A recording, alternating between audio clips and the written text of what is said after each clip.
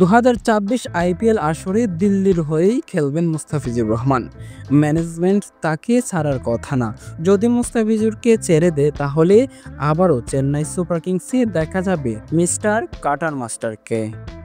এবারের আইপিএলে মুস্তাফিজুর রহমান ও আফগান বোলার ফারুকীর একটা পরিসংখ্যান দেখানোর চেষ্টা করছি এই ভিডিওতে। এবারের আইপিএলে মুস্তাফিজুর ৩ ম্যাচে যা করিয়ে দেখিয়েছেন, ফারুকী পুরো আসর খেলেও ফিজের ধারে কাছেও নেই। চলুন দেখা যাক মুস্তাফিজুর রহমান ও ফারুকীর এবারের আইপিএলের পরিসংখ্যান। এবারের আইপিএলে রাজস্থান রয়্যালসের হয়ে 5টি ম্যাচ খেলার সুযোগ পেয়েছিলেন ফারুকী। 5 ম্যাচে বল করেছেন 102টি, 102 বলে 210 রান দিয়েছেন। বোলিং ইকোনমি ছিল 12.35। বিনিময়ে কোনো উইকেটের দেখা পাননি ফজলে ফারুকী। আসলে বুঝি না ভাই, ফারুকীর মতো বোলার কিভাবে আইপিএলে চান্স পায় যেখানে তাসকিন অবিকৃত থাকে। আচ্ছা, এবার দেখা যাক মুস্তাফিজুর রহমানের পারফরমেন্স। এবারের আসরে ফিজ অবিকৃত ছিলেন।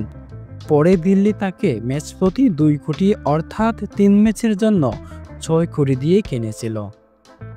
ফিজ এবারের আসরে বল করেছেন 3 ম্যাচে 66, রান দিয়েছেন 87।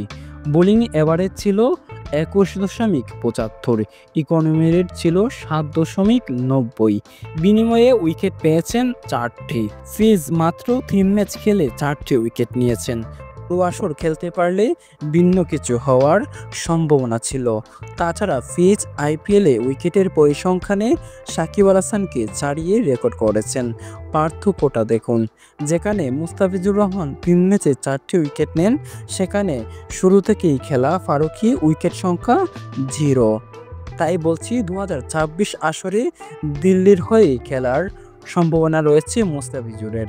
আর যদি দিল্লি মুস্তাফিজুরকে ছেড়ে দেয় তবে চেন্নাইয়ে হবে মুস্তাফিজুরের পরের ঠিকানা।